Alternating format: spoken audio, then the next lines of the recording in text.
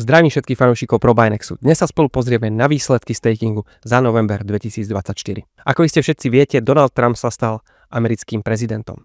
To, čo viedlo k jeho víťazstvu a ako to vplývalo na kryptomenové trhy, sme prebrali s Adamom v našom predošlom videu.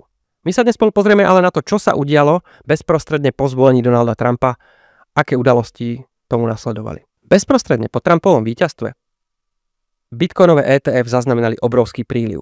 Napríklad EBIT od BlackRocku zaznamenal svoj úplne najrekordnejší týždeň.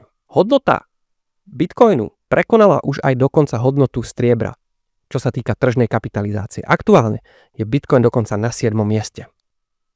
Najväčšia americká burza Coinbase predstavila svoj vlastný index Coin50. Je to index 50 najväčších kryptomien podľa tržnej kapitalizácie. A prečo o tom vlastne rozprávam? Podobný produkt pripravujeme aj v Probinexe. Bude sa volať Earnio Index a už teraz sa naň môžete tešiť. Plánujeme ho spustiť v prvej polke budúceho roku. Jedným z víťazov v novembri bola aj Ripple, alebo ak chcete kryptomena XRP, pretože Trump slúbil, že prepustí Garyho Genslera, šéfa SECu, ktorý bol jedným z najväčších odporcov XRP. Výrazne to posilnilo pozíciu tohto tokenu. Jeho cena sa dokonca zniekoľkonásobila. A to nie je všetko, čo sa týka regulatórnej situácie v Amerike. Trump sa rozhodol do čela svojej administratívy menovať niekoľko známych osobností z oblasti kryptomien. Aj toto všetko nasvedčuje tomu, že kryptomeny majú v Amerike dvere otvorené.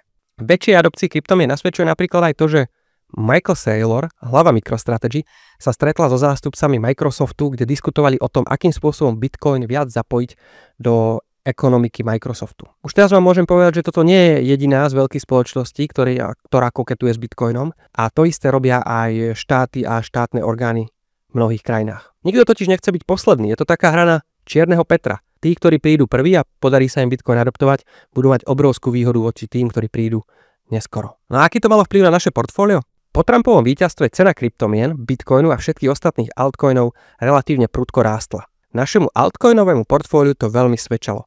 Aktuálne sú všetky pozície výrazne v zisku.